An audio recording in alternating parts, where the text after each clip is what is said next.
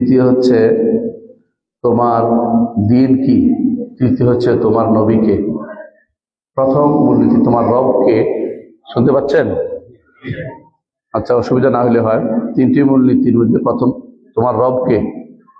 এটার মধ্যে আমরা রবকে এটার দলিল দিয়েছিলাম কোরআনে কারিমের আয়াত, ইয়া আইয়ুহান নাস উবুদু রাব্বাকুমুল্লাযী খালাকাকুম, যেটা কোরআনে কারিমের প্রথম নির্দেশ। কোরআনে কারিমের প্রথম নির্দেশ বলতে পারেন, কোরআনে কারিমের প্রথম নির্দেশটা ইকরা বিসমি রাব্বিকাল্লাযী খালাক।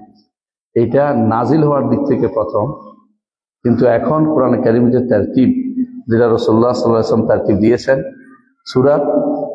সূরা তারতিবগুলি রাসূলুল্লাহ সাল্লাল্লাহু আলাইহি ওয়াসাল্লামের দেয়া, ওই আয়াতের তারতিবগুলো রাসূলুল্লাহ সাল্লাল্লাহু আলাইহি ওয়াসাল্লামের দেয়া, আর সূরা তারতিবগুলো সাহাবায়ে কেরাম রাসূলুল্লাহ সাল্লাল্লাহু আলাইহি ওয়াসাল্লাম নির্দেশনা মোতাবেক করেছেন। যেভাবে পড়ছেন সালাতে সেভাবে তারা করেছেন। তো সেখানে প্রথম আসছে ইয়া আইয়ুহান নাস উবুদু রাব্বাকুমুল্লাযী খালাকাকুম, হে মানুষেরা ওই রবের ইবাদত করো যিনি তোমাদেরকে সৃষ্টি করেছেন। এটা হলো প্রথম নির্দেশ এবং শেষ নির্দেশ। মরার সময় এটা লাগবে। মরার সময় বলতে হবে লা ইলাহা ইল্লাল্লাহ, একমাত্র আল্লাহর ইবাদত করি, কারো ইবাদত করি না। সেখানে আলোচনা ছিল, আপনার মনে আছে, যে রবকে কিভাবে চিনেছ, রবকে কিভাবে চিনেছ। তো আমরা বলেছিলাম রবকে চিনেছি আয়াতিহি ও মখলুকাতিহি, আল্লাহর আয়াত দিয়ে চিনেছি, আল্লাহর সৃষ্টি দিয়ে চিনেছি। আল্লাহর সৃষ্টি দিয়ে আল্লাহকে চিনেছি, কারণ সৃষ্টি আছে তো একজন কি আছেন, স্রষ্টা আছে। আয়াত দিয়ে চিনেছি, এত কিছু এই নিদর্শন সমূহ এমনি এমনি হয় নাই, অবশ্যই কেউ না কেউ এটার ব্যবস্থাপনা করেছেন। নিদর্শন কি? অমিন আয়াতিহি আশ-শামসু ওয়াল কামার অমিন আয়াতিহি লাইলু ওয়ান নাহার, আল্লাহর নিদর্শন হচ্ছে রাত দিনের পরিবর্তন, সূর্য চন্দ্র, এগুলো। আবার আল্লাহর নিদর্শন আয়াতের মধ্যে আছে আয়াত শারঈয়া, আল্লাহর বিধিবিধান দেয়া, আল্লাহ যে সমস্ত বিধিবিধান দিচ্ছেন, এই সবগুলির মাধ্যমে আল্লাহকে চিনতে পেরেছি। যেহেতু আল্লাহকে চিনছি, আল্লাহর কি করা দরকার? আল্লাহ একমাত্র আল্লাহরই ইবাদত করা দরকার। আল্লাহর ইবাদতের যে এলিমেন্টস গুলো, কি কি জিনিস দিয়ে আল্লাহর ইবাদত করতে হবে, কি দিয়ে আল্লাহর ইবাদত করতে হবে, তিনি কিছু উদাহরণ দিয়েছেন। উদাহরণ দিতে গিয়ে বলেছেন যে আল্লাহর ইবাদত করতে হবে, প্রথমে বলেছেন যে আল্লাহর ইবাদত করতে হবে কি দিয়ে। সর্বপ্রথম বলেছেন আল্লাহর ইবাদত করতে হবে যে সমস্ত রব্বুল মাবুদ। আচ্ছা, প্রথম বলেছেন যে দোয়া, সবার আগে কি? দোয়া। তারপর আলোচনা করেছেন খৌফ, ভয়ের। তারপরে রাজা, আশা। আমরা আল্লাহর ইবাদত করি দোয়ার মাধ্যমে, আল্লাহর ইবাদত করি ভয় করে আল্লাহকে, আল্লাহর ইবাদত করি আল্লাহর কাছে আশা করে, আল্লাহর ইবাদত করি আল্লাহর ভরসা করে, আল্লাহর ইবাদত করে রাগবা। রাগবা অর্থ কি? তার প্রতি অনুরাগী হয়ে, তার প্রতি অনুরাগী হয়ে। রাহবা, তার প্রতি সন্ত্রস্ততা এসে। খুশু, তার প্রতি বিনয়ী হয়ে। খাসিয়া, তার প্রতি ভালো, এমন এমন এমন এমন ভয় যে ভয়টা তাকে চেনার উপর নির্ভরশীল। এটা পর্যন্ত আমরা পড়িয়েছিলাম। আজকে আমরা এরপর কিছু পড়বো ইনশাল্লাহ। একটা বা তিনটা ইবাদতের কিছু প্রকার আছে, এগুলো নিয়ে আমরা পড়বো ইনশাল্লাহ। যত বেশি ইবাদতের প্রকারগুলি জানবো, ইবাদত কেন করব বুঝতে পারবো। আমাদের সমস্যা হচ্ছে আমরা ইবাদত করে যাই, কিন্তু কেন করে বুঝি না। কেন করে এটা বুঝি না। ইবাদত তো করতেই আছে, কেন করতেছি, অর্থ কি, এটা বোঝার চেষ্টা করছি না। এই যে এতগুলি বললাম, দোয়া, খাউফ, আল্লাহর কাছে চাওয়া, আল্লাহর কাছেও চাই, অন্যের কাছেও চাই, নাউজুবিল্লাহ। খাউফ, আল্লাহকেও ভয় করে, অন্যকেও ভয় করে। হ্যাঁ, ভয়ের প্রকার আছে, যেটা আল্লাহর জন্য খাস, এটা অন্যের জন্য করা যায় না। রাজা, আশা, একমাত্র আশা করে আল্লাহর কাছে করতে হবে, অন্যের কাছে করলে এমন জিনিস করা যায় যেটা তার হাতের ভিতরে আছে। তাওয়াক্কুল, আল্লাহ ছাড়া কারোর উপরে করা যায় না, কোনোভাবেই করা যায় না। আল্লাহ ছাড়া কারোর উপরে কোনো তাওয়াক্কুল করাই যায় না। রাগবা, তার দিকে আমার অনুরাগী হওয়া। রাহবা, তার প্রতি ভীত সন্ত্রস্ত থাকা। রাহবা, খুশু, বিনয়ী হওয়া। এগুলি আল্লাহর জন্য হচ্ছে আমাদের মূল কাজ। আর হলো খাসিয়ার আলোচনা চলছিল। খাসিয়া, যে আল্লাহর জন্য, খাসিয়া আল্লাহর জন্য হতে পারে, কারোর জন্য হওয়া যাবে না। খাসিয়াটা কি জিনিস? গতবার আমরা এখানে থেমেছিলাম, আজকে ইনশাআল্লাহ সেখান থেকে পড়াবো। যে আল্লাহর জন্য খাসিয়া কি জিনিস, এটা একটু পড়লে ইনশাআল্লাহ আমরা আর একটু স্পষ্ট হবে। ইবাদতের ক্ষেত্রে সাবধান হয়ে যাবে ইনশাআল্লাহ, যে ইবাদত আল্লাহর জন্যই করতে হবে আর কারোর জন্য না। খাসিয়া কি? খাসিয়া হচ্ছে ভয়ের চেয়ে আর একটু বিশেষায়িত। ভয় বিভিন্ন কারণে হয়। আপনি বাঘের ভয় পান, তাই না? আবার মাঝে মধ্যে পানিরও ভয় পান, ঠান্ডা পানি। তো আবার মাঝে মধ্যে কোনো একটা আওয়াজেরও ভয় পান, কেউ আওয়াজ শুনে মরেও যায় ভয়। কিন্তু খাসিয়াটা হচ্ছে ওই ভয়টা, যে ভয়টা যাকে ভয় পাচ্ছেন তার সম্পর্কে পূর্ণ জ্ঞান অর্জন করার পর আপনার ভয় আসছে, বুঝছেন? আপনি কাউকে দেখে ভয় করতেছেন আর কাউকে জেনে ভয় করতেছেন, পার্থক্য আছে না? জানেন কি যে সে আমাকে আক্রমণ করে ঝালাফালা করে ফেলবে, মেরে ফেলবে, তার এত ক্ষমতা তা নিয়ে এই সেই, তিনি সারা বিশ্বকে নিয়ন্ত্রণ করে, এই জাতীয়। যে আল্লাহকে যত বেশি চিনবেন তত খাসিয়া তত বেশি বাড়বে। আর খৌফটা এমনিও আসে জান্নাত জাহান্নামের ভয়। কিন্তু জান্নাত জাহান্নাম যদি কোনো চোখের সামনে আসে সেদিনের খাসিয়াটা বেশি হবে, আল্লাহর খাসিয়াটা বেশি হবে। কারণ তিনি এমন আযাব দিতে পারেন যে আযাবের কারণে আর কিছুই অবশিষ্ট থাকে না, সব নিঃশেষ হয়ে যায়। তাহলে খাউফ হচ্ছে সাধারণ ভয়, আর খাসিয়া হচ্ছে যেটার থেকে ভয় পাচ্ছেন এটা সম্পর্কে ভালো করে জানবেন। আল্লাহকে যারা জেনে বুঝে ভয় করে, আল্লাহকে ভালো করে জানে, আল্লাহকে ভালো করে বুঝে, আল্লাহ সম্পর্কে পরিপূর্ণ জ্ঞান অর্জিত হয়েছে। কিসের মধ্যে অর্জিত হয়েছে? তার নাম, গুণ, তার কর্ম, এগুলি জানার পরে আল্লাহ সম্পর্কে ভয় আসছে তার অন্তরের ভিতরে। ওই ব্যক্তি যে ভয়টা, এটা নাম হলো খাসিয়া। এটা বলো কি? খাসিয়া। তো আল্লাহকে না চিনলে খাসিয়া আসবে না। আল্লাহকে না চিনলে এমনি ভয় হইতে পারে একটা, কিন্তু খাসিয়া আসতে হলে আল্লাহকে চিনতে হবে। এই জন্য আল্লাহ তাআলা বলছে, ইন্নামা ইয়াখশাল্লাহা মিন ইবাদিল উলামা। আল্লাহকে কেবল আলেমরাই ভয় করে। খাসিয়া, খাসিয়া আল্লাহর আসে কেন? এই ভয়টা কেন করে? আলেমরা আল্লাহ সম্পর্কে বেশি জানে।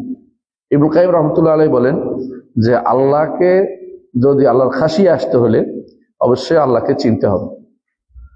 যতটুকু আপনার আল্লাহ সম্পর্কে চিনেন ততটুকু আপনার খাসিয়া আসবে। এই জন্য রাসূলুল্লাহ সাল্লাল্লাহু আলাইহি ওয়াসাল্লাম হাদিসটি আপনাদের জানা আছে, তিনি কি বলেছিলেন? যে আমি তোমাদের মধ্যে আল্লাহকে বেশি জানি এবং আল্লাহকে বেশি খাসিয়ার অধিকারী, আমি ভয়ের অধিকারী করে। কারণ বেশি জানেন যেহেতু বেশি ভয় করেন। ইব্রাহিম আলাইহিস সালাম আল্লাহকে বেশি জানতেন, এই জন্য বেশি ভয় করতেন। এই ভয়টা হচ্ছে খাসিয়া, জানার উপর নির্ভরশীল যে ভয়, সেটা হলো খাসিয়া। শাইখ হোসেন ইবনে তাইমিয়া রাহমাতুল্লাহ আলাইহি বলেন যে খাসিয়ার সাথে আরেকটা জিনিস জড়িত আছে, আশা। যে যত বেশি জানে তত বেশি আশাবাদী হয়। অর্থ কি বুঝছেন? আশাবাদী কেন? আল্লাহ এত বড় সত্তা, আমাকে দয়া করেছেন, আমাকে জান দিয়েছেন, আমাকে প্রাণ দিয়ে, আমাকে জীবন দিয়েছেন, অত কিছু দিয়েছেন, তো আমি নিরাশ হব না, আমি একটু আশাবাদী থাকবো, তিনি আমাকে কি করবেন? মাফ করে দিবেন।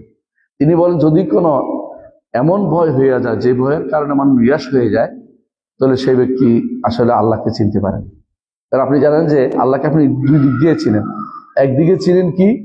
তিনি এমন সত্তা যিনি শাস্তি দিতে পারেন। আরেকদিকে এটাও চিনেন যে তিনি এমন সত্তা যিনি আমাকে মাফ করতে পারেন। সুতরাং যার মধ্যে খাসিয়া আছে তার মধ্যে আল্লাহর প্রতি একটু আশাও থাকবে, তিনি আমাকে ক্ষমা করে দিবেন। এই জিনিসটা অবশ্যই থাকতে হবে, না হলে তার সেই ব্যক্তি আল্লাহর আসল খাসিয়া জানে খাউফের মধ্যে আছে। খাসিয়া হলে কিছু আশাও থাকবে যে তিনি তাকে বেশ চিনতে পারছে যেহেতু। আর চিনার মধ্যে একটা হচ্ছে যে তিনি আরহামুর রাহিমিন, তিনি গাফুরুর রাহিম, তিনি আমাকে অবশ্যই ক্ষমা করবেন, তিনি অবশ্যই আমাকে বিপদ থেকে উদ্ধার করবেন। এই আশাও থাকবে তার মধ্যে। কারণ এই আশা আমার ভয়ের সাথে রিলেশন রয়েছে, আল্লাহকে চিনার সাথে রিলেশন রয়েছে। যে ব্যক্তি আল্লাহকে চিনতে পারে নাই সে ব্যক্তি আল্লাহর কাছে আশাও করতে পারে না। ভয়ও করবে, আশাও করবে। না হলে যদি কোনো একটু ভয় মিশ্রিত ভয় না থাকবে, আপনি তাকে পরিপূর্ণভাবে, হয় আপনি বেশি ভয় করলে নিরাশ হয়ে যাবেন, আর বেশি আশা করলে ভয় শূন্য হয়ে যাবেন। যে খাসিয়া আসছে আল্লাহর কাছে আশাও করে, ভয়ও করে, আশাও করে, ভয়ও করে, এই ব্যক্তি হচ্ছে সত্যিকারের আশাও করবে এবং ভয়ও করবে, সে ব্যক্তি হচ্ছে খাসিয়ার অধিকারী। আর যে ব্যক্তি শুধু ভয় করছে সে ব্যক্তি একসময় হারুরি হয়ে যাবে। হারুরি কারা?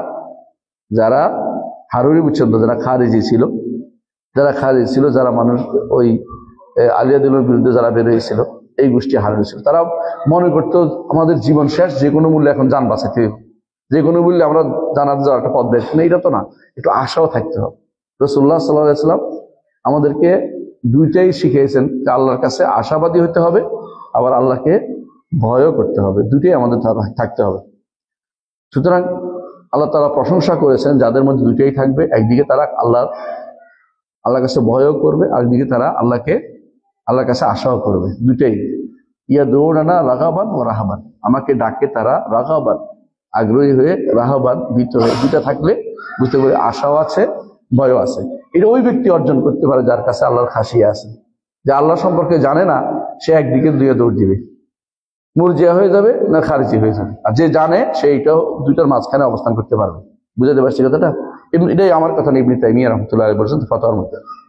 আর এইটা খাসিয়া এমন একটা ইবাদত, দেখেন আপনি ভয়, আপনি এই জিনেরও ভয় করতে পারেন না দেখে চোখের সামনে, অথবা আপনি একটা সাপেরও ভয় করতে পারেন, কিন্তু খাসিয়া আল্লাহ ছাড়া কারোর জন্য হবে না। আল্লাহ ছাড়া কারোর জন্য হবে না, অর্থাৎ আল্লাহ ছাড়া কারোর জন্য খাসিয়া হতে পারে না। যেমন তাওয়াক্কুল আল্লাহ ছাড়া কারোর জন্য কারোর উপর হতে পারে না, তেমনি খাসিয়া এমন একটি ইবাদত যে ইবাদতটা একমাত্র আল্লাহর জন্য হতে হবে। এর দলিল আল্লাহ তাআলা কোরআনে কারীম বলেছেন, ফালা তাখশাউহুম ওয়াখশাউনি। এই কাফেরদের, তারা যাদেরকে ভয় দেখায় এগুলি ভয় করবেন না। মূর্তির ভয় দেখায় তারা, যে আমাদের লাভ তোমার ক্ষতি করবে, ওজ্জা তোমার ক্ষতি করবে, আমার ওলি আল্লাহ তোমার ক্ষতি করবে, কবর তোমার ক্ষতি করবে, মাজার তোমার ক্ষতি করবে, সাবধান হুজুরের গরম চোখ যদি একবার পড়ে তুমি কিন্তু একবার ডাইল হয়ে যাইবা, এই জাতীয় ভয় দেখাবে। আল্লাহ বলছে ফালা তাখশাউহুম ওয়াখশাউনি, তাদের কোনো ভয় করবে না, একমাত্র আমারই ভয় করবে। এরা যারা এরকম ভয় দেখায়, এরা মাজারের ভয় দেখায়, এরা শিরকের ভয় দেখায়। আপনি ইমানের দিয়ে তাদেরকে ডেকে আনবেন যে আল্লাহর ইমানের দিকে আসো। আল্লাযিনা আমানু, যারা ইমান আনে তাদের জন্য হচ্ছে লাহুমুল আমন, তাদের নিরাপত্তা রয়েছে। আর ইব্রাহিম আলাইহিস সালাতু ওয়াস সালাম বলেছিলেন, ওয়াকাইফা আখাফু মা তুশরিকুন ওয়ালা তাখাফুনা আন্নাকুম আশরাকতুম বিল্লাহ, তোমরা আল্লাহর সাথে শরীক করো, একটু ভয় পাও না, আর তোমরা ভয় পাচ্ছ না, আর আমাকে তোমরা ভয় দেখাচ্ছ যে তোমাদের মূর্তি আমার ক্ষতি করবে। হ্যাঁ, তোমাদের মূর্তি আমার কোনো ক্ষতি করতে পারবে না। ঠিক এই জন্য এরা যা ভয়, আল্লাহ তাআলা বলছে ফালা তাখশাউহুম ওয়াখশাউনি, দুনিয়ার কাউকে খাসিয়া তোমার জন্য না আসে, আমাকে একান্ত খাসিয়া করো। আমাকে চিনলে তোমার এই খাসিয়াটা তোমার আসবে, আমাকে চিনো, আমি কি, তিনি কি কিসের অধিকারী তিনি বলছেন। সুতরাং এরা দুনিয়া যে সমস্ত যত কিছু হোক, খাসিয়ার উপযুক্ত কোনো সত্তা নয়, আল্লাহ শুধুমাত্র একমাত্র খাসিয়ার উপযুক্ত সত্তা। এই জন্য খাসিয়া হচ্ছে সমস্ত কর্মকাণ্ডের মূল। ইবাদতের ভালো কল্যাণ কখন আসে? যখন আপনার আল্লাহর খাসিয়া আসবে। শুধু ভয় থাকলে পালাতে থাকবেন, শুধু ভয় মানুষ পালায়। আর খাসিয়া থাকলে ইবাদতে মনোযোগ দিবেন, কারণ ইবাদত করতে করতে আপনার খাসিয়ার মর্যাদা বাড়বে, আপনি বেশি করে শিক্ষা নিতে পারবেন। এই জন্য ইবনে কাইয়িম রাহমাতুল্লাহ আলাইহি বলেছেন, যে ব্যক্তি আল্লাহর ভয় করবে না সে ব্যক্তি গুনাহ থেকে বাঁচতে পারবে না। আল্লাহর খাসিয়া আসলেই শুধুমাত্র গুনাহ থেকে বাঁচতে পারবে। যখনই অন্তর থেকে এই যে আপনার সাথে আপনার ইবাদতের সাথে খাসিয়ার একটা ওতপ্রোত সম্পর্ক রয়েছে, এইটা যদি কেটে যায় আপনার ইবাদতে মজা পাবেন না, ইবাদতে মজা পাবেন না। যখন আপনি দাঁড়াবেন, আমি বুঝিয়ে বলি, আপনি বলছেন মালিক ইয়াউমিদ্দিন, কিয়ামতের মালিক কে? আল্লাহ। আপনি একটু চিন্তা করেন, কিয়ামতের দিনে একমাত্র তিনি অধিপতি, আর আপনি কোটি কোটি কোটি কোটি মানুষের সাথে চিপার মধ্যে পড়ে আছেন। একটা মানুষ ইচ্ছা করলে তিনি বাঁচাইবেন, ইচ্ছা করলে জাহান্নামে দিবেন, ইচ্ছা করলে জান্নাত দিবেন। আপনার ভয় আসবে না? ভয় আসবে।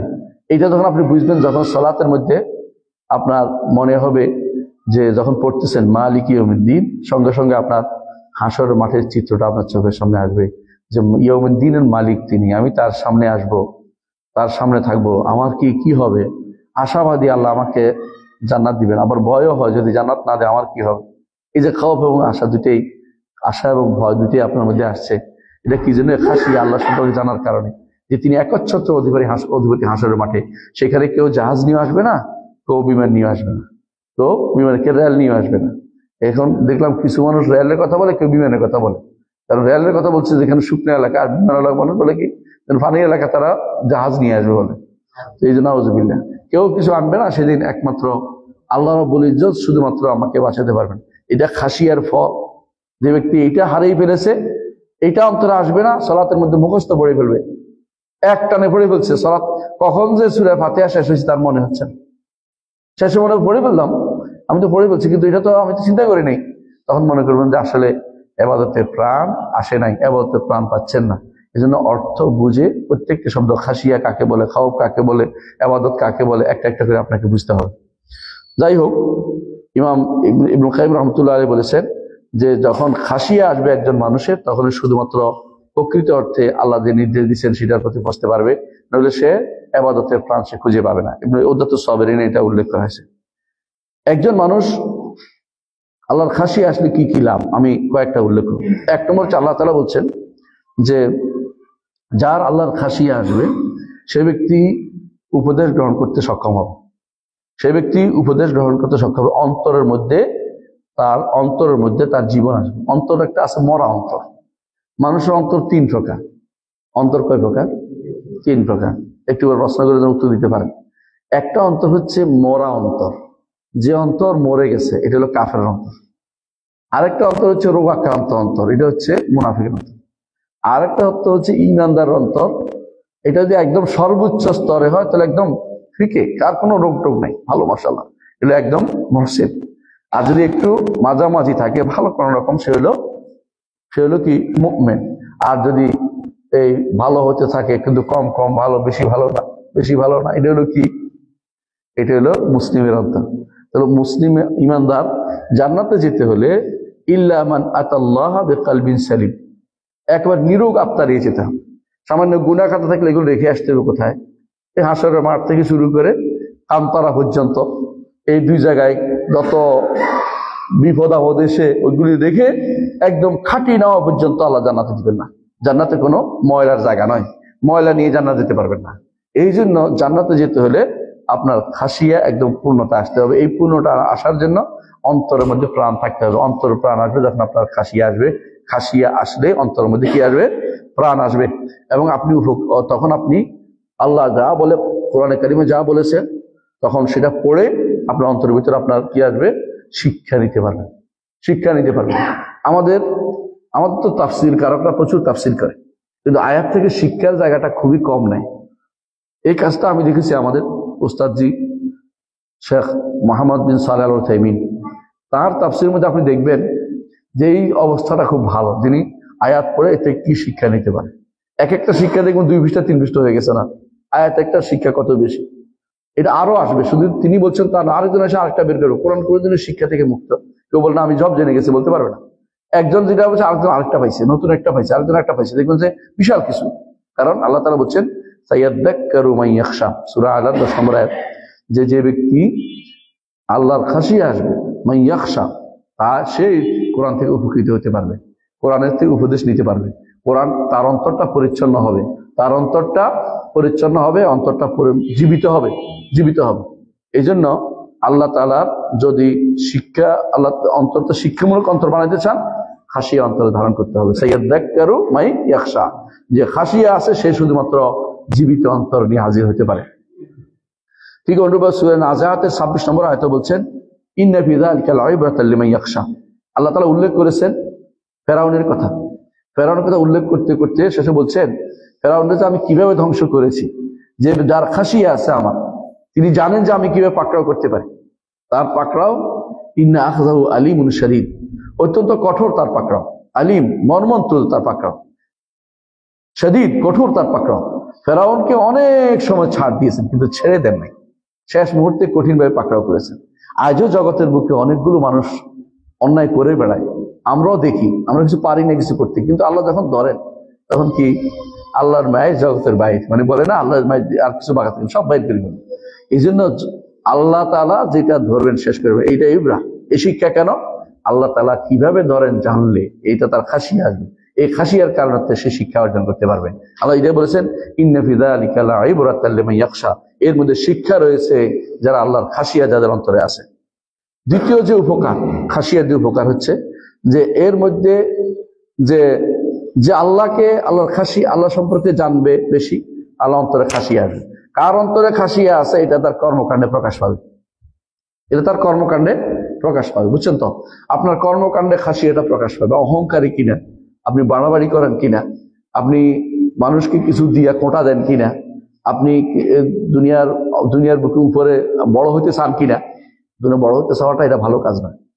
কারণ আল্লাহ তাআলা বলছেন তিলকা দারুল আখিরাহ নাজালুল্লাযিনা লা ইউরিদুনা উলুওয়ান ফিল আরদি ওয়ালা ফাসাদ, ফাসাদ করতে চায় না, অহংকারী হতে চায় না। দুইটা দেখে মুক্ত হতে চান কিনা, এটা বোঝা যাবে কখন অন্তরে খাসিয়া আছে কিনা, এটা দ্বারা বোঝা যাবে। খাসিয়া থাকলে এটা করবেন না আপনি।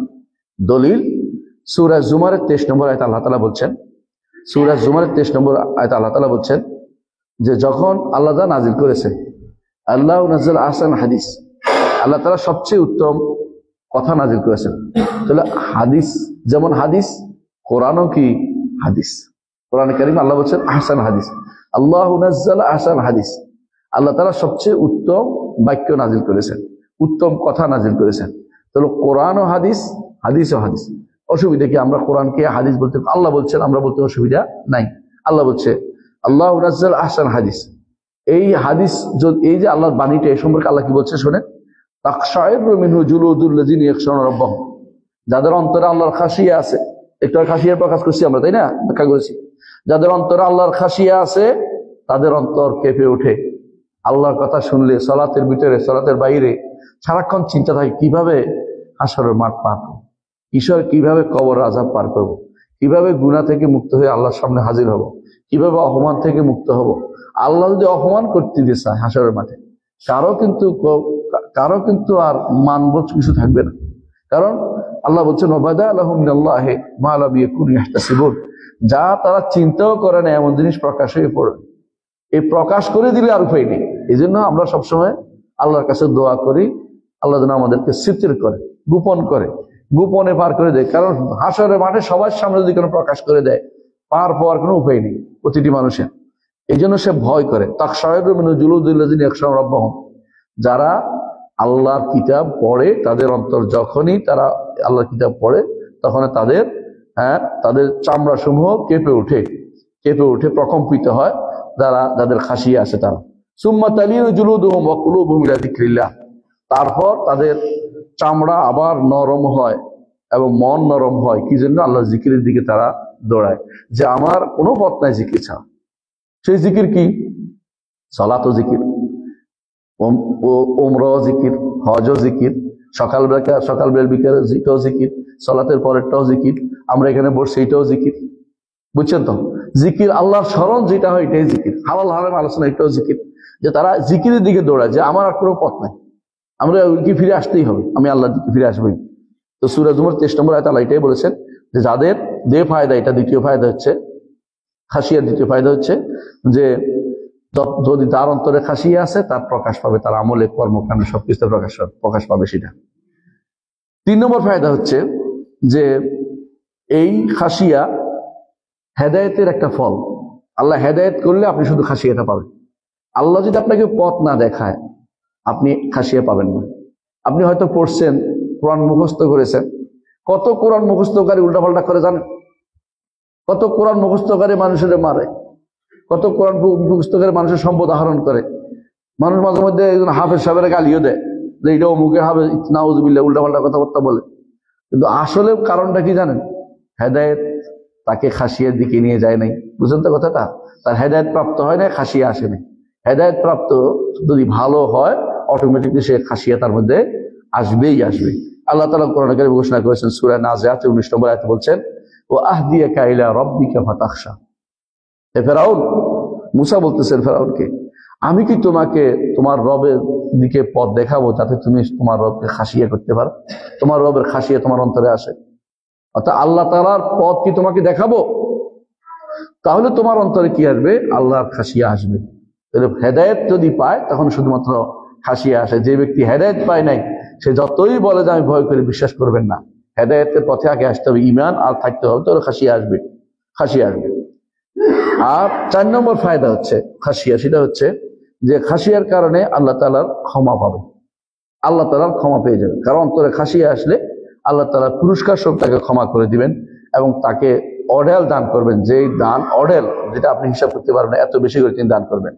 দলিল আল্লাহ তাআলা বলছেন সূরা মুলকের 12 নম্বর আয়াত, সূরা মুলকের 12 নম্বর আয়াতে আল্লাহ তাআলা বলছেন ইন্নাল্লাযীনা ইয়াখশাউনা রাব্বাহুম বিল গায়বি লাহুম মাগফিরাতুন ওয়া আজরুন কাবীর। যারা আল্লাহকে না দেখে যাদের অন্তরে খাসিয়া আছে আল্লাহ। একটা হচ্ছে সামনাসামনি দেখে ভয় করতেছে, আসলে আল্লাহকে দেখছেন কি? দেখিনি আমরা কেউ, কিন্তু আল্লাহকে ভয় করি কেন? আল্লাহকে ভয় করি কারণ তিনি আসলেই তিনি আমাকে যে কোনো শাস্তি দিতে পারেন, যে কোনো বিপদে ফেলতে পারেন, যে কোনো সমস্যায় আমাকে ফেলতে পারেন, আমাকে জাহান্নামে দিয়ে দিতে পারেন। এই ভয় তো আমার আছে, কারণ তিনি বিশাল সত্তা, আমি কিছুই না, তারপর তার ইবাদত করে আমি কদ্দুর করছি। তার যত ইবাদত করা দরকার কিছুই করতে পারিনি। যাদের অন্তরে রবের সম্পর্কে গায়েবের না দেখে আল্লাহকে ভয় করবে, খাসিয়া যাদের অন্তরে আসবে, আল্লাহ বলছেন লাহুম মাগফিরাতুম আজরুন কাবীর, তাদের জন্য রয়েছে মাগফিরা, ক্ষমা এবং বড় আজর, বড় পুরস্কার। বড় পুরস্কার কি? জান্নাত। এই জন্য বলছে 5 নম্বর পুরস্কার হচ্ছে, 5 নম্বর যে লাভ খাসিয়া, সেটা হচ্ছে খাসিয়া থাকলে জান্নাতে অবশ্যই যাবে, জান্নাতকে বাধ্য করে। আল্লাহর খাসিয়া যদি কারো অন্তরে থাকে তাহলে জান্নাতে যাওয়াটা আপনার অবধারিত হয়ে যায়।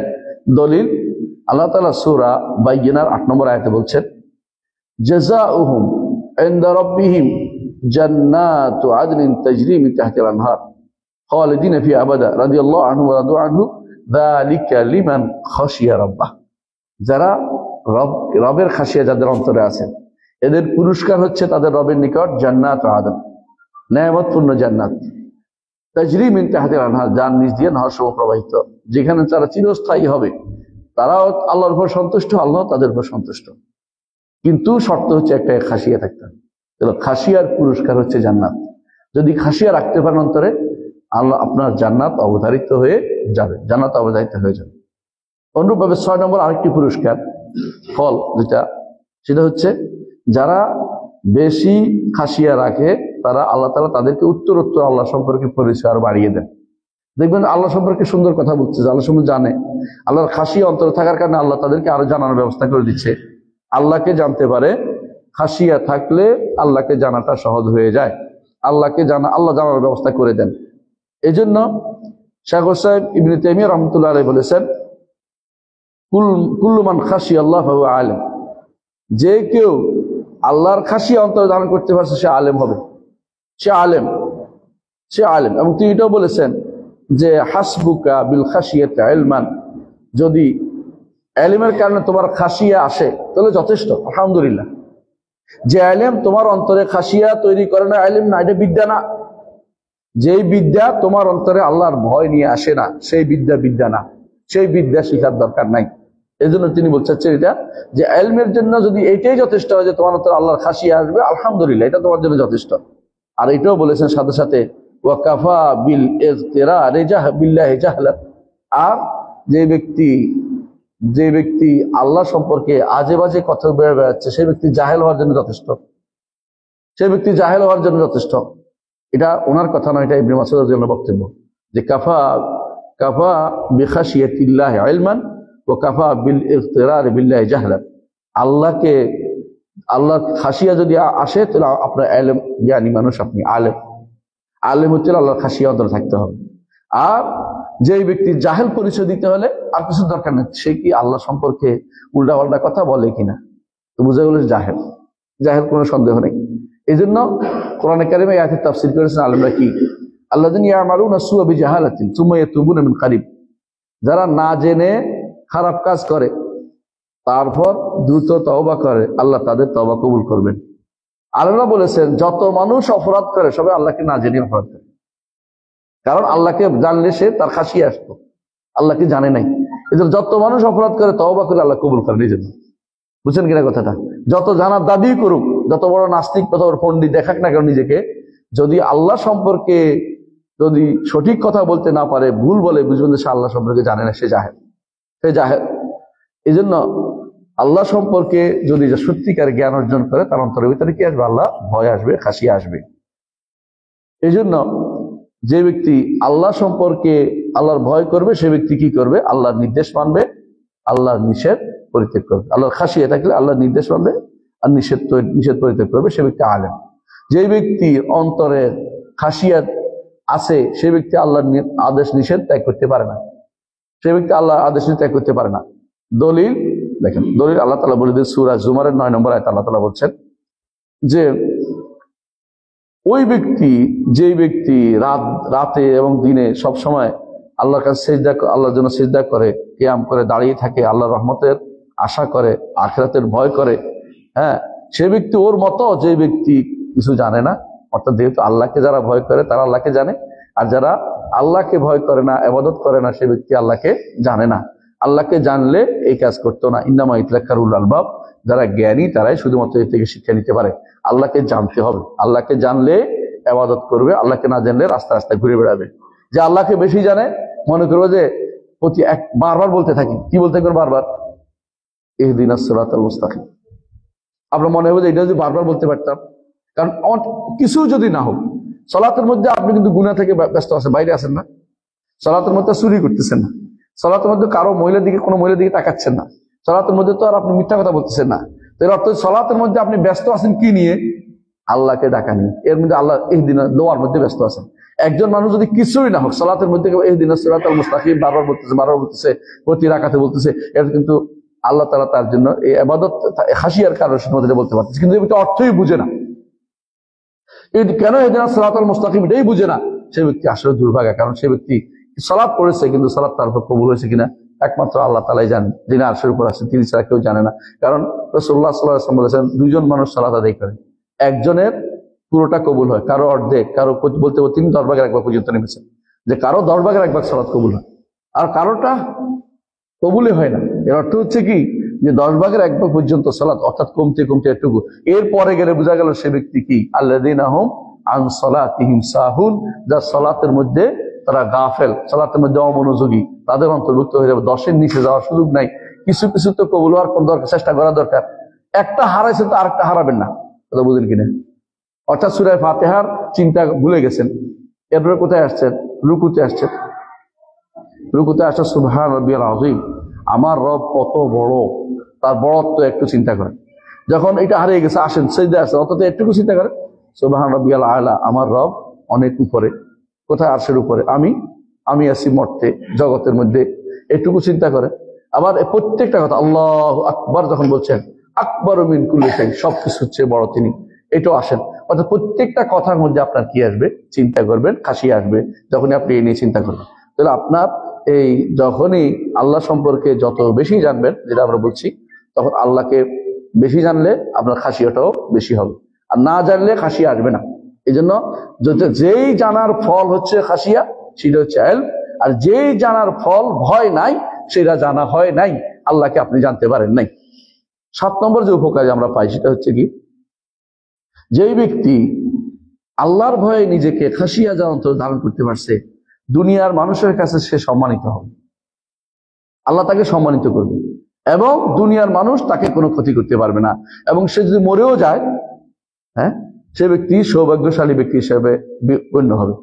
ইবনে তাইমিয়া রাহমাতুল্লাহ আলাইহি, তখনকার সময় রাজা বাদশাহ, দুনিয়ার আজে বাজে হুজুর মুজুর সবাই কিন্তু তার বিরুদ্ধে খেপেছে। তখন তিনি কি বলেছিলেন? একটা কথা বলেছেন, মা ইয়াফালু বিআদাই, আমার শত্রুরা আমার কি করতে পারে? আমার শত্রু আমার কোনো ক্ষতি করতে পারে না। কেন ক্ষতি করতে পারে না?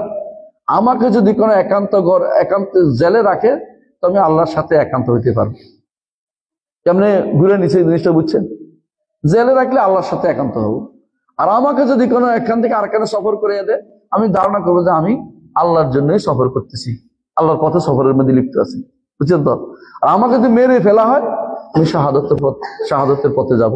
মানে উনি এমন ভাবে নিজেকে আল্লাহর সাথে সংযুক্ত করে নিয়েছেন, আল্লাহর আহকামের সাথে, যে কারো কাছে তিনি নতি স্বীকার করতে রাজি হন নাই। বুঝে আসছে কথাটা? যেই ব্যক্তি আল্লাহর ভয় অন্তরে ধারণ করবে, দুনিয়ার কারো ভয় তার অন্তরে থাকবে না। সে আর ভয় করবে না, হক কথা বলতে ভয় করবে না, কারো তোয়াক্কা করবে না। সে একমাত্র আমরা বলি যত সন্তুষ্টির জন্য সে চলতে থাকবে। এখন অধিকাংশ যে কোনো মানুষ, এই জন্য আপনার আমার দরকার, এই জন্য যখন খাসিয়া অন্তর আনার জন্য যেটা দরকার, যে কারণে আপনি সবাইকে আপনি পরোয়া করতে পারবেন না। কোনো কাফের, কোনো ফাসে, কোনো খারাপ লোক যারা আপনাকে ভয় দেখাবে, তাদের কোনো পরোয়া করবেন না। সেটা কি? আপনি সবসময় মনে করবেন যে আল্লাহ আমার দিকে তাকিয়ে আছেন, আল্লাহ আমার দিকে তাকিয়ে আছেন। কথা সত্য না? আল্লাহ আপনার দিকে তাকিয়ে আছেন। আপনি কি করেন না করেন দেখেন কিনা, তিনি দেখেন, শোনেন কিনা। আমরা এখানে বসছি, আল্লাহ তাআলা দেখেন না? আমরা আল্লাহ শোনেন না? আমরা কি বলতেছি শোনেন। যদি এইটা যখন আপনি হবেন, এটা যদি আপনার মধ্যে থাকবে, তখন কি হবে? আপনি আল্লাহর পাকড়াও থেকে কখনো আপনি নিরাপদ মনে করবেন না, এবং আল্লাহর আযাব থেকেও নিজেকে মুক্ত মনে করবেন যে আমি যদি আল্লাহর সন্তুষ্টির বাইরে কথা বলি, আল্লাহর সন্তুষ্টির বাইরে চলি, তিনি যে কোনো সময় আমাকে পাকড়াও করতে পারেন। সুতরাং আল্লাহর সন্তুষ্টির বাইরে কথা বলবো না। এই জন্য আল্লাহর খাশিয়া যদি আপনার থাকে, আপনি ইবাদত করতে আপনার জন্য সহজ হয়ে যাবে। আল্লাহ তাআলা এই জন্য সূরা বাকারা 150 নম্বর আয়াতে বলছেন, ফালা তাখশাউহুম ওয়াখশাউনি, তাদেরকে ভয় করো না, একমাত্র আমাকে ভয় করো। এবং আল্লাহ তাআলা বলছেন, ওয়ালি উতিম্মা নি'মাতি আলাইকুম, যদি আমাকে ভয় করো তোমাদের নেয়ামত তোমাদের পূর্ণ করে দিব। ওয়ালা আল্লাকুম তাহতাদুন, হেদায়েত দিবেন, নেয়ামত পূর্ণ করবেন, কি জান্নাত দিবেন, সাহায্য করবেন, সহযোগিতা করবেন। যদি আল্লাহকে কেউ ভয় করে, আল্লাহর খাশিয়া তার মধ্যে থাকে, এই উপকার সে পাবে। 8 নম্বর উপকারিতা, এটা দিয়ে আমি শেষ করবো। 8 নম্বর উপকারিতা হচ্ছে, মানুষকে যদি আপনি, এর বিপরীতে মানুষকে যদি আপনি খাশি, মানুষের ভয়ে আপনি ব্যস্ত থাকেন, মানুষের ভয়ে নিজেকে আপনি সব সময় সন্ত্রস্ত থাকেন, তাহলে কি হবে? এটা আপনার মধ্যে সবচেয়ে অপমান নিয়ে আসবে আপনাকে। কারণ আপনি কোনোদিন কাউকে সন্তুষ্ট করতে পারবেন না। একদিকে আপনাকে নেতাজি চাপবে, একদিকে আপনাকে প্রশাসন চাপবে, একদিকে আপনাকে অমুকে চাপবে, আপনি কোনোদিন সঠিক পথে আসতে পারবেন না, সঠিক পথে থাকতে পারবেন না, আপনি অপমানিত হবেন, আপনাকে অপমানিত করা হবে। এই জন্য আপনি যদি একমাত্র আল্লাহকে নিয়ে সন্তুষ্ট শক্ত থাকতে পারেন, তো দেখবেন যে আপনাকে কেউ অপমানিত করতে পারতেছে না। আপনি হবেন সর্বসেরা, আপনি হবেন সেরা ব্যক্তিত্ব। এই জন্য আমাদের উচিত হবে আল্লাহ ব্যতীত কারোর জন্য খাসিয়া না রাখা, এবং এটা যে একটা বিশাল ইবাদত, এটা ধারণ করা, এবং কাউকে আল্লাহ ছাড়া কারোর জন্য কোনো খাসিয়া না করা। এর কারণ আল্লাহ ছাড়া অন্য কারোর জন্য খাসিয়া যে ভয়টা আমরা বলছি, এটা রাখা কি শিরক, এটা শিরক হয়ে যাবে। খাসিয়া একমাত্র কার জন্য? আল্লাহর জন্য আপনার শিরক হয়ে যাবে। এটা দেখুন যা বলেছি, এটা হচ্ছে দলিলুল খাসিয়া, যে খাসিয়া কার জন্য হতে হবে? আল্লাহর জন্য, এটা ইবাদত। এখন আমরা পড়বো দলিল ইনাবা। আমরা ইনাবাদ বলছি, আমরা বলছি ইনাবাটাও আল্লাহর ইবাদত। কারণ ইনাবা তো বুঝি না, ইবাদত কেমনে বুঝবো? ইনাবাটা বোঝার আমাদের দরকার। ইনাবা কি জিনিস? এতক্ষণ কিন্তু খাসিয়া বলছি, এটার সাথে মিলাই ফেলেন না, আলাদা। ইনাবা কি জিনিস? ইনাবা শব্দের অর্থই হচ্ছে রাজ্জা, আল্লাহর দিকে প্রত্যাবর্তন করেন, রুজু, যে আমি ফিরে আসছি আল্লাহর দিকে প্রত্যাবর্তন করানো হচ্ছে ইনাবা। আপনি এটা আরেক অর্থ বলছেন, কেউ তো বলতে পারে তওবা হতে পারে, তওবার চেয়ে একটু বেশি, তওবা প্লাস, এটা ইনাবা। তওবা তো প্রত্যাবর্তন করছে, শুধুমাত্র আমি ছেড়ে দিলাম। কারণ আপনি জানেন যে একজন মানুষ তওবা করলে কি করে? গুনাহটা ছেড়ে দেয়, দ্বিতীয়বার করবো না বলে কি হয়? নিজেকে আর করবো না, এটাই তো। আরেকটা কি তওবা, আরেকটা শর্ত হচ্ছে যে এই কাজটির জন্য আমি লজ্জিত হব, এটা তওবা। যে ধরেন আপনি একটা মিছা কথা কয়ে ফেলছেন, তাই না? এখন কি করবেন? আপনি লজ্জিত হবেন, কেন এটা কইলাম। তারপরে আল্লাহর কাছে মাফ চাইবেন। তারপরে কি করবেন? আর কোনদিন মিথ্যা কথা বলবো না, এটা শিরক বলবেন। এই যে আপনি কিছু তওবা করেছেন, কিন্তু এতক্ষণ পর্যন্ত যা করেছেন আগের গুলির জন্য হচ্ছে, কিন্তু সামনের জন্য কি হবে? এটা হলো ইনাবা, আল্লাহর দিকে প্রত্যাবর্তন করতেছি আমি। এই জন্য আল্লাহর দিকে প্রত্যাবর্তন হচ্ছে ইনাবা, হচ্ছে অন্তরটাকে আল্লাহর দিকে ফেরানো। যে আমি এখন অন্য দিক থেকে আমার অন্তরটাকে আল্লাহর দিকে ফিরিয়ে দিচ্ছি। এইটা এমন এক ইবাদত যার কারণে বান্দা সওয়াব প্রাপ্ত হয়। কারণ আগেরটা মাফ হওয়ার পর অতিরিক্ত এখন যুক্ত হচ্ছে যে আমি অন্তরটাকে আল্লাহর দিকে ফিরিয়ে দিচ্ছি, আমি আমার রবের দিকে ফিরছি, আর কারোর দিকে যাব না। ইব্রাহিম আলাইহিস সালাম তিনি যখন বের হয়েছেন, তখন তিনি বলছেন কি, ইন্নী যাহিবুন ইলা রাব্বি সাইয়াহদিন, ইন্নী যাহিবুন ইলা রাব্বি, আমি আমার রবের দিকে যাচ্ছি, তিনি আমাকে পথ দেখাবেন। এই জন্য ইনাবা হচ্ছে আল্লাহর দিকে প্রত্যাবর্তন করে যাওয়া, অন্তরের ভালোবাসা, অন্তরের বিনয়, সবকিছু একমাত্র তার জন্য নিবেদিত করা। মানে ফিরে আসে অন্তরটাকে আল্লাহর দিকে সম্পৃক্ত করে দিচ্ছেন, এটা হলো কি ইনাবা। এই ইনাবাটাও আমাদের ইবাদতের অন্তর্ভুক্ত। ইবনে কাইয়িম রাহমাতুল্লাহ আলাইহি বলেন, যদি আপনি বলেন যে কিভাবে সেটা সম্ভব, সেটা হচ্ছে ওই ব্যক্তির কথা স্মরণ করুন যে ব্যক্তি সম্পর্কে বলা হয়েছে যে ওই ব্যক্তি আরশের নিচে ছায়া পাবে, যে ব্যক্তি তার অন্তরটাকে মসজিদের সাথে লটকে রাখছে। বুঝলেন তো? মসজিদের কেমন লটকানো, মানে ফিরে রাখছে, যা কোনো চিন্তা নাই, যেখানে থাকে কেবল মসজিদে কখন আসবে এই চিন্তা, সে বিভোর, মসজিদে কখন সালাত হবে, জামাত হবে, আমি কখন মসজিদে যাইয়া সালাতটা আদায় করতে পারবো, এই চিন্তা। অন্তরটা কার সাথে? আল্লাহর সাথে যুক্ত হয়ে গেছে। এই ওকুফ আল কলব, অন্তর যদি কোনো আল্লাহর সাথে আপনি সম্পৃক্ত করে ফেলতে পারেন, তাহলে যেমনি ভাবে মসজিদের থেকে এতেকাফ থেকে বের হন না, আপনারা কি শরীরটাকে তখন ঘরের ভিতরে রাখেন না? মসজিদে যখন থাকেন বাইরে বাইরে মাঝে মধ্যে যায় না অন্তর? যায় কিনা যায় না? যায়। মাঝে মধ্যে বাজারের কথাও আসে, মাঝে মধ্যে যখন এতেকাফ করে অনেকে মাঝে মধ্যে টেলিফোনে বাইরের কথাও বলে, কিন্তু এটা কিন্তু শরীরের এতেকাফ হচ্ছে। অন্তরটাকে যদি আল্লাহর সাথে সম্পৃক্ত করতে পারেন, কোনো দিকে আর চিন্তা করবেন না, তখন এটা হলো সত্যিকারের ইনাবা, আল্লাহর কাছে প্রত্যাবর্তন করা। এটা খুবই দরকার, এটা একটা ইবাদতের জিনিস, বুঝছেন তো? এটা ইবাদতের জিনিস। এটা কখন হবে? আল্লাহর সম্মান এবং মর্যাদাকে যে ব্যক্তি ধারণ করতে পেরেছে তার মধ্যে এটা আসবে।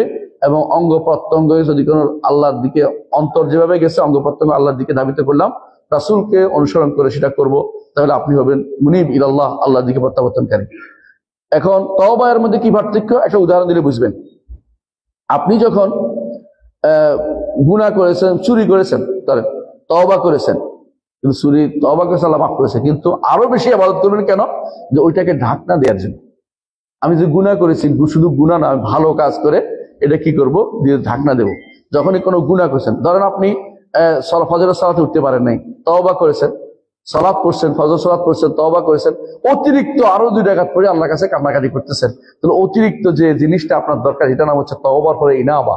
অর্থাৎ শুধু তওবা না, আমি ইনাবা দরকার। আমাদের প্রত্যেকটি ঈমানদার মানুষের ইনাবা এই জন্য দরকার, তওবা এবং ইবাদতের অতিরিক্ত ইবাদতের দিকে ঝুঁকে যাওয়া, এটা হলো ইনাবা। তওবা প্লাস অতিরিক্ত ইবাদত, তওবা প্লাস অতিরিক্ত আল্লাহর সাথে সম্পৃক্ততা, এটা হলো কি? ইনাবা। আশা করি বুঝছেন ইনশাআল্লাহ। এই ইনাবা একমাত্র আল্লাহর দিকেই ফিরে যেতে হবে, আমাদেরকে আল্লাহর দিকে ফিরে যেতে হবে। আমাদের দিকে এখানে কিন্তু তওবার উঠে না। ইনাবা কেন বলছে? কারণ আমাদের শুধু তওবা যথেষ্ট না, তওবা তো বাধ্যতামূলক জিনিস, নাহলে আখিরাতে বিপদে পড়বেন। ইনাবা যদি থাকে আপনার অন্তরে, আল্লাহর দিকে প্রত্যাবর্তনে পরিপূর্ণ, আমি আল্লাহর সাথে সম্পৃক্ত করে ফেলবো, তাহলে এটা সত্যিকার ইবাদত হবে এবং এটা আর কারোর সাথে সম্পৃক্ত করা যাবে না। এবং যিনি ইনাবা করেন, অর্থাৎ যিনি আল্লাহর দিকে প্রত্যাবর্তন করেন, তিনি এই কাজটা আল্লাহর সন্তুষ্টি কোথায় আছে তিনি খুঁজে বেড়ান, যে আল্লাহর দিকে প্রত্যাবর্তন করে তার সন্তুষ্ট কি আছে, কোথায় তিনি যেতে বলেছেন। তিনি বলছেন ধরেন মসজিদে যেতে, তিনি বলছেন ধরেন কাবা যেতে, তিনি বলছেন ধরেন যে ইলম অর্জন করতে, তিনি বলছেন তওবা করতে, তিনি বলছেন আল্লাহর কাছে চাইতে, হাত তোলা দিতে। এখন আপনার কাছে খুঁজবেন যে কিভাবে আমি কি কাজ করলে আমি আল্লাহর দিকে প্রত্যাবর্তন করতে পারি। শুধু মুখে প্রত্যাবর্তন করলে বললে তো হবে না, আল্লাহর দিকে প্রত্যাবর্তনের জন্য কি কি লাগে। ইবনে কাইয়িম রাহমাতুল্লাহ আলাইহি বলেন 4টি কাজ করলে আল্লাহর দিকে প্রত্যাবর্তন সুন্দর হবে। 1 নম্বর হচ্ছে আল্লাহকে ভালোবাসবেন, আল্লাহকে ভালোবাসবেন। দ্বিতীয় হচ্ছে তার কাছে বিনয়ী থাকবেন। তৃতীয় হচ্ছে তার কোথায় সন্তুষ্টি আছে এগুলি খুঁজে বেড়াবেন। আর 4 নম্বর হচ্ছে তিনি ব্যতীত সবকিছু থেকে মুখ ফিরিয়ে থাকবেন। এটা হচ্ছে ইনাবা। এটা বিশাল নেয়ামতের বিষয়, একজন কারো অন্তর যদি সেটা থাকে। এই জন্য আল্লাহ তাআলা এটা কোরআনে কারিমে উল্লেখ করেছেন যে ঈমানদারদের অন্তরে নবী রাসূলরা সবসময় মুনিব ছিলেন, আল্লাহর দিকে প্রত্যাবর্তন করতেন। আমরা কয়েকটা উদাহরণ দেব। যেমন ধরেন আল্লাহ তাআলা দাউদ আলাইহিস সালাম সম্পর্কে বলেছেন, সূরা সাদের 24 নম্বর আয়াতে আল্লাহ তাআলা বলছেন যে দাউদ ওয়াজান্না দাউদ ওয়ান্নামা ফাতান্না। দাউদ আলাইহিস সালামের ঘটনাটা আমরা জানেন, সেটা কি? তিনি বলছিলেন একদিন, তিনি বলছিলেন যে আমার পরিবারে ইবাদত ছাড়া কিছু হয় না, আমি না কেউ না কেউ ইবাদত করে। এটা আল্লাহর পছন্দ হয়নি, কারণ ইবাদতের তো অনেক প্রকার আছে, সব প্রকার তো সবাই করতে পারে না। তো তো দাউদ আলাইহিস সালামকে আল্লাহ তাআলা পরীক্ষা করলেন। পরীক্ষার পরে তিনি আস্তাগফার রাব্বাহু, ইস্তিগফার করলেন, ক্ষমা চাইলেন, তওবা করলেন। ওয়া খাররা রাকিআন, রুকুতে চলে গেছে, আরো বেশি ইবাদত করলেন। ও আনাবা, আল্লাহর দিকে প্রত্যাবর্তন করলেন। এটা কিন্তু একটা সিজদার আয়াত, কোন মতে সুতরাং একটা সিজদা দিতে চেষ্টা করেন, সময় পাইলেন। সূরা সাদের 24 নম্বর আয়াতে এইটাতে, অর্থাৎ দাউদ আলাইহিস সালাম তিনি মুনিব ছিলেন, মুনিব আল্লাহর দিকে প্রত্যাবর্তনকারী ছিলেন। ঠিক সুলাইমান আলাইহিস সালাম সম্পর্কে আল্লাহ তাআলা বলেছেন, দাউদ আলাইহিস সালাম ঘটনাটা আপনার জানা আছে, কি করেছেন? দাউদ আলাইহিস সালাম তিনি বলেছিলেন যে আমার এটা একদম বলেছেন সবসময় আমার ইবাদত কেউ, আপনার ইবাদত কেউ না কেউ করে। আবার তিনি বলেছিলেন যে দাউদের কাছে এসে এক লোকে বলছে যে দুইজনে ঝগড়া করছে, দুইজনে ঝগড়া করে এসে বলতেছে যে আমার 99টা ছাগি, ওর একটা ছাগি। ও বলতেছে সে আমাকে জোর করতেছে, না ওর 99, আমার একটা ছাগি, সে জোর করতেছে তোমারটা আমার দিয়ে দাও, আমার 100টা পুরা হোক। এই কথা শোনার পরে তিনি বিচার আরম্ভ করে দিয়েছেন। পার্থক্য বুঝছেন তো? নিয়ম হচ্ছে দুই দিকেই শুনতে হবে, বিচারের আগে উভয় দিক শুনতে হয়। তিনি একদিকে শুনেছেন, এদিকে বিচার শুরু করে দিলেন, কেন তুমি এটা করলে? লাকাদ যালামাকা বিসুয়াল নাজাতিকা ইলা নিআজি, এই ব্যক্তি তোমার ছাগলটা নেওয়ার জন্য যে তোমাকে পিড়াপিড়ি করতেছে, এটার প্রতি জুলুম করেছে। এই কথা শোনার পরে তার মনে হলো, আরে আমি তো একদিক শুনলাম, আরেকদিক শুনলাম না। বিচারে নিয়োগ হচ্ছে উভয় দিক শুনতে হয়। এখন তিনি বুঝছেন তার ফেতনায় পড়ে গেছে, কারণ তিনি বিচার রায় দিয়ে ফেলেছেন, কিন্তু রায় দেওয়ার আগে উভয় দিক শুনতে হয়। এই জন্য তিনি আল্লাহর কাছে ফিরে গেছেন, তওবা ইস্তেগফার করে। এটা আমরা বলছি একটু আগেই। এর অর্থ হচ্ছে দাউদ আলাইহিস সালাতু ওয়াস সালাম আল্লাহর দিকে প্রত্যাবর্তনকারী ছিলেন, মুনিব ছিলেন। সুলাইমান আলাইহিস সালাতু ওয়াস সালাম তিনিও আল্লাহর দিকে প্রত্যাবর্তন করেছেন। বিশাল ক্ষমতা যারা, তারাই প্রত্যাবর্তন করতে যদি পারে তারাও সৌভাগ্যবান। সাধারণ মানুষ না পারলে যায়, কিন্তু যার ক্ষমতা আছে তারপরেও আল্লাহর দিকে প্রত্যাবর্তন করছে, সেই ব্যক্তি হচ্ছে সৌভাগ্যবান। কারণ ক্ষমতা থেকে মানুষ সাধারণত ক্ষমতার গরমে আল্লাহর দিকে আসতে পারে না, কিন্তু যারা কিছু নাই তারা আসে। এই জন্য আল্লাহ তাআলা উদাহরণ হিসেবে দুইজনকে দিয়েছেন। একজন হচ্ছে কে? একজন হচ্ছে দাউদ, আরেকজন হচ্ছে সুলাইমান আলাইহিস সালাম। সুলাইমান আলাইহিস সালাম কি বলেছেন? আল্লাহ তাআলা বলেছেন, ওয়ালাকাদ ফাতান্না সুলাইমান ওয়া আলকাইনা আলা কুরসিহি জাসাদান সুম্মা আনাব। সুলাইমান আলাইহিস সালাম একদিন শপথ করে বললেন যে, আল্লাহর শপথ, আমি আজকে রাতে আমার স্ত্রীদের কাছে যাব, তাদের দ্বারা যে সন্তান হবে এগুলো দিয়ে আমি যুদ্ধ করব। তো তার পাশে একজন ছিল, সে বললেন যে, আপনি আসিফ বিন বরকিয়া অথবা কেউ, তা বললেন যে ইনশাআল্লাহ বলেন। তিনি বললেন যে ইনশাআল্লাহ বলার দরকার, আমি তো বাস্তবে দেখতে পাচ্ছি আমার স্ত্রী আছে, কিন্তু ইনশাআল্লাহ বলে নাই। কিন্তু আল্লাহর ইচ্ছা যে একটা মাত্র সন্তান হয়েছে, এবং সেটাও অপূর্ণ, অর্থাৎ সেটাও যুদ্ধ করার মতো অবস্থায় নাই।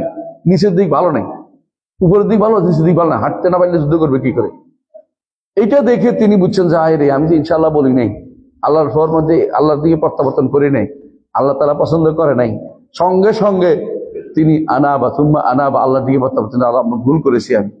এজন্য তিনি হচ্ছেন তখনকার সময়ে শ্রেষ্ঠ নরপতি বলতে পারেন, মানে সারা পৃথিবীর মধ্যে তিনি বড় শাসক ছিলেন তখনকার সময়। সেই শাসকের তিনি আল্লাহর দিকে প্রত্যাবর্তন করেছেন যে আমার নিজের কিছু নাই, আমি তোমার দিকে প্রত্যাবর্তন করলাম, তার খুশির জন্য প্রত্যাবর্তন করেছেন।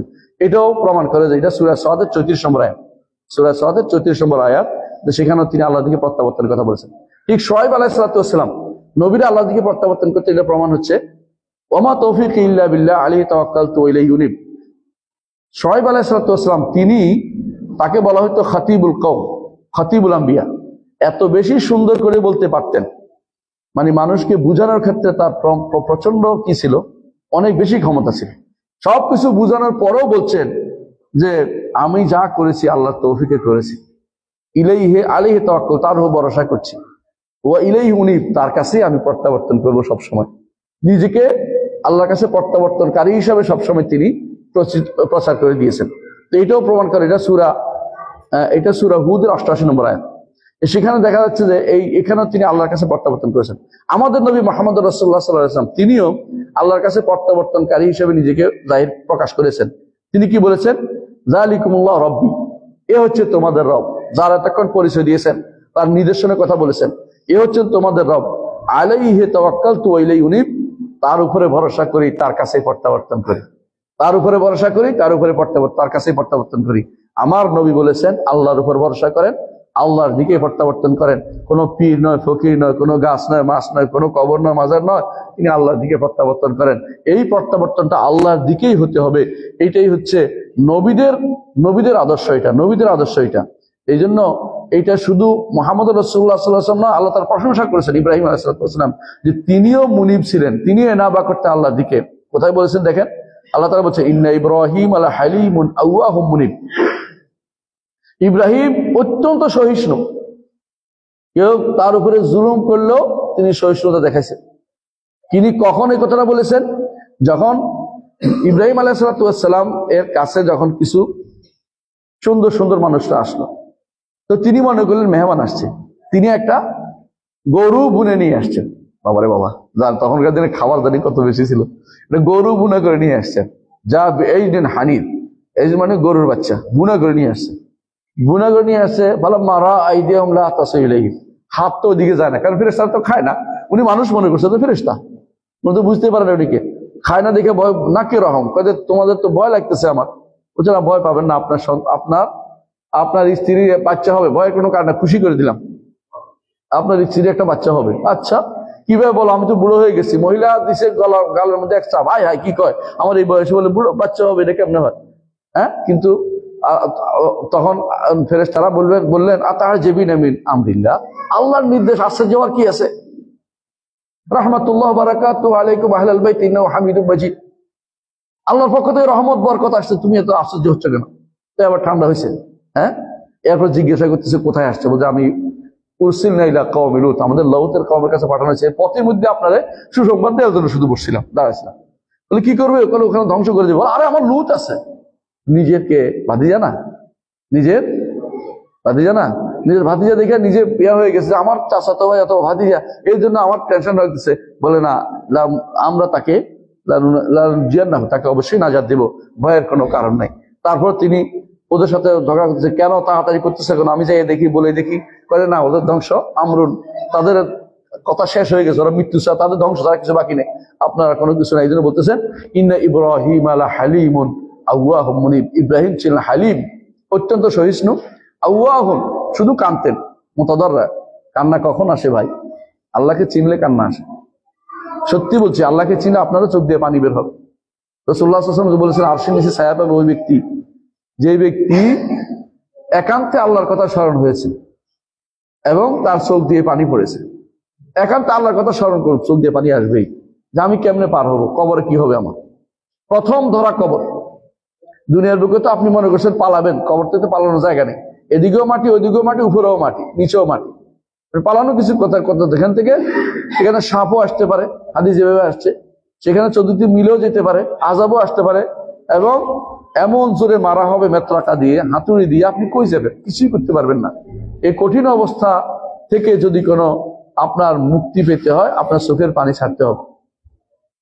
ইব্রাহিম আলাইহিস সালাম আল্লাহকে চিনতেন বলেই তিনি বেশি বেশি কান্নাকাটি করতেন। আল্লাহ আল্লাহ অর্থ হলো বেশি কান্নাকাটি করেন।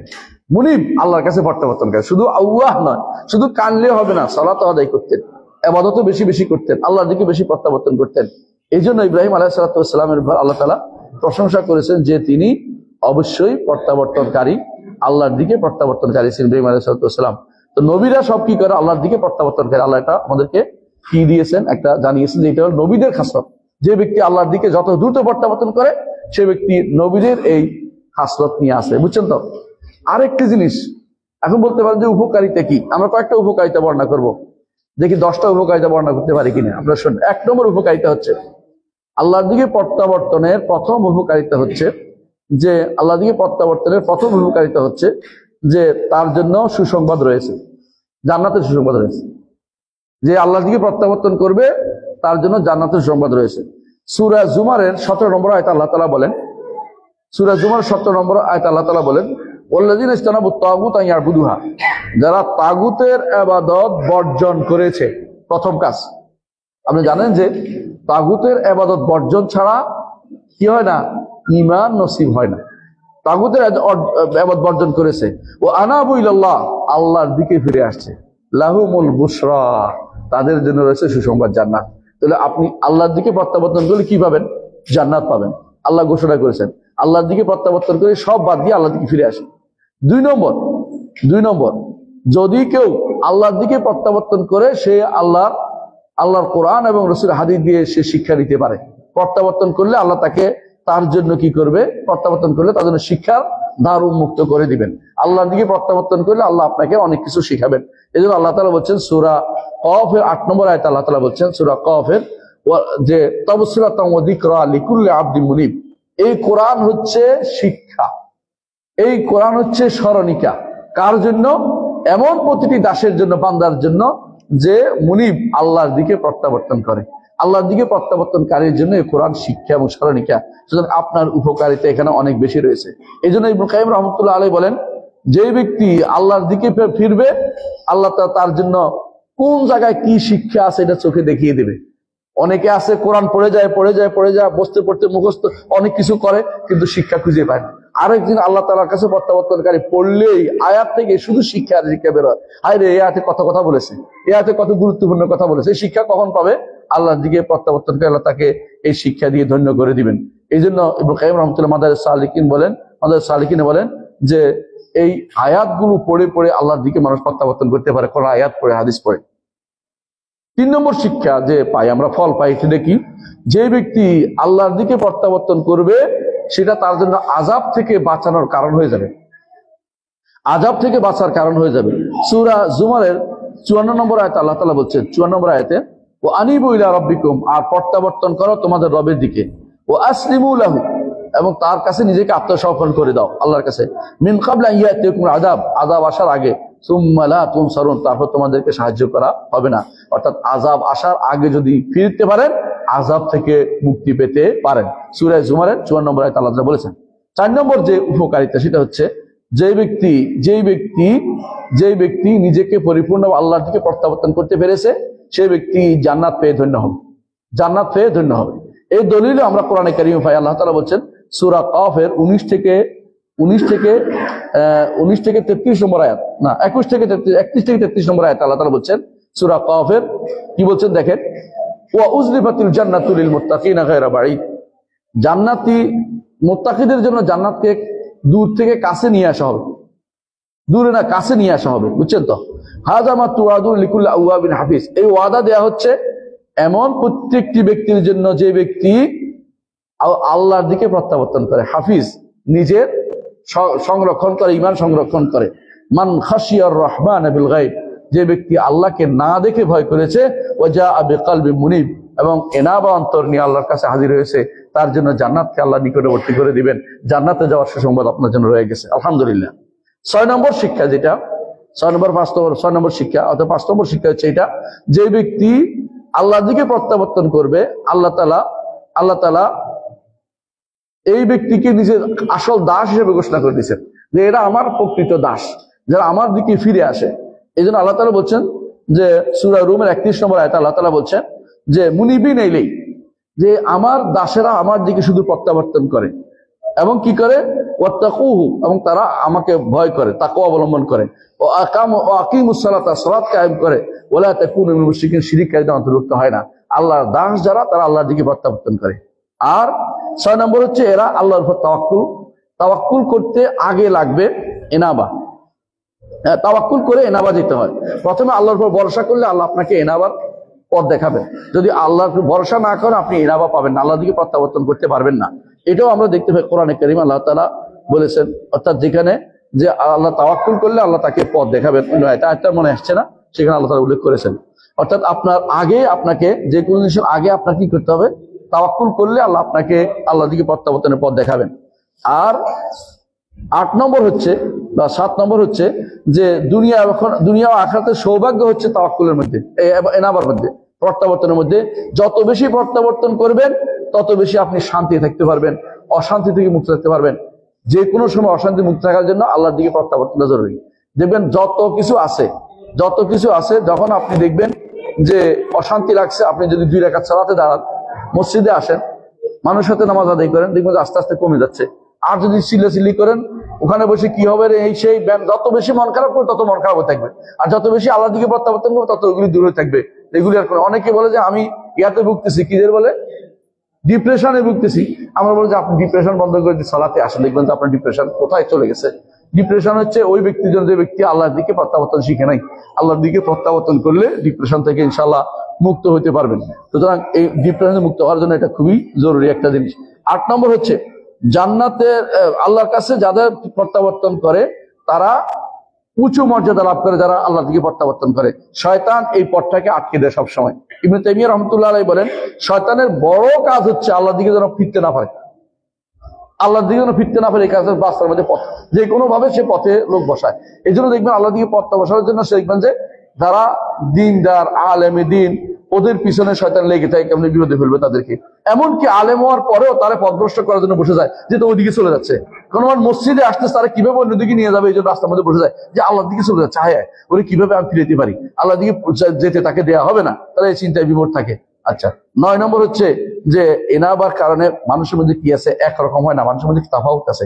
এই এনাবা প্রত্যাবর্তনকারী এক এক রকম, এক এক দল। যে ব্যক্তি সবচেয়ে প্রত্যাবর্তনকারী, একদল প্রত্যাবর্তনকারী হচ্ছে প্রথম স্তরে আছে, গুনাহ থেকে প্রত্যাবর্তনকারী আল্লাহর দিকে আসছে, এটা একটা স্তর, এটা তাওবা স্তর। দ্বিতীয় স্তর হচ্ছে গুনাহ থেকে প্রত্যাবর্তন করার পরে সে ব্যক্তি আরো ইবাদত বাড়িয়ে দিয়েছে, যে আমি গুনাহ থেকে ফিরছি, এখন আমি ইবাদত করতেছি। এটা হলো এনাবার মধ্যম স্তর। এনাবার উপরের স্তর হচ্ছে গুনাহ থেকে প্রত্যাবর্তন করছে, ইবাদত করতেছে, এরপরে কান্নাকাটি শুরু করে দিছে যে আল্লাহ আমার ভুল হয়েছে, আল্লাহ আপনি যদি মাফ না করেন আমার কিন্তু আর কোনো মুক্তি নেই। এই ব্যক্তি হচ্ছে সত্যিকারের এনাব মুনিবের সর্বোচ্চ পর্যায়ে তার স্থান রয়েছে।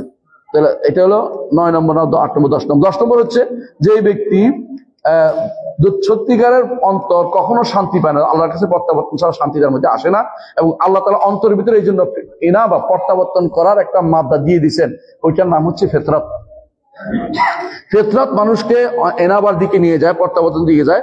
এই জন্য যখনই আপনি দেখবেন যে আল্লাহ স্বীকৃতি দিচ্ছেন, ইবাদত করতেছেন, ধীরে ধীরে এটা আপনাকে আল্লাহর দিকে প্রত্যাবর্তন করছে। আর যখনই দূরে সরে যাবেন, একটু একটু করে দূরে সরে যাবেন, আল্লাহ থেকে দূরে সরে গেছেন, যত ইবাদত করতে থাকবেন তত এনাবার মর্যাদা আপনার দিকে আসতে থাকবে। এই জন্য অবশ্যই আমাদেরকে আল্লাহর দিকে প্রত্যাবর্তন করতে হবে, অন্তর দিয়ে আল্লাহর দিকে ফিরে যাব। অন্তর দিকে ফিরলে ধীরে ধীরে আপনার মুখও ফিরবে, আপনার অঙ্গ প্রত্যঙ্গ আল্লাহর দিকে ফিরে যাবে। এর মাধ্যমে আল্লাহ তাআলার সাথে আল্লাহ তাআলার সাথে কাছে নিজেকে আত্মসমর্পণ করা হবে। এই ইনাবা একমাত্র কার জন্য হবে? কার দিকে হবে? আল্লাহর দিকে।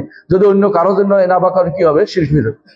অনেকে আছে পীরের কাছে ফিরে যায়, মন ভালো নাই, ওনার কাছে গেলে শান্তি পায়, ওটা কিন্তু শিরকি ফিরা। বুঝছেন তো কথাটা? কবরের কাছে গেলে শান্তি পায়, শিরকি ফিরা। এই জাতীয় শিরকি ফিরা করা যাবে না, অন্তত আপনাকে সেই ফিরতে হবে আল্লাহর দিকে। শেষ হয়ে গেছে, শেষ হয়ে গেছে আমার সমস্যা। তো আলহামদুলিল্লাহ আমরা দুটি জেনেছি, একটা কি এনা, একটা হচ্ছে কি প্রথমটা খাশিয়া, দ্বিতীয়টা কি ইনাবা। এই দুটি আল্লাহর ইবাদত একমাত্র আল্লাহর জন্য করতে হবে, কারোর জন্য এগুলি করা যায় না।